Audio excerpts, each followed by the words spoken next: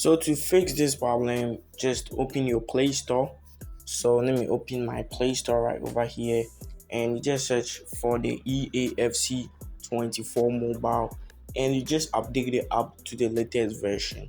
So when the app is updated to the latest version, just follow the next step. So the next step is to just go over to your phone settings right over here.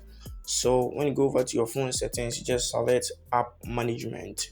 So when you select app management, you select app list, and just go ahead and set for FC mobile. So let me just set for mine right over here. And see FC beta. So I just click on it, and I just click on storage and cache. So you just clear the cache and also the storage of this game, which is the FC beta. So when you are done, just go ahead and just go over to your phone menu and just open the game, and the problem should be solved, and now you can get into your game.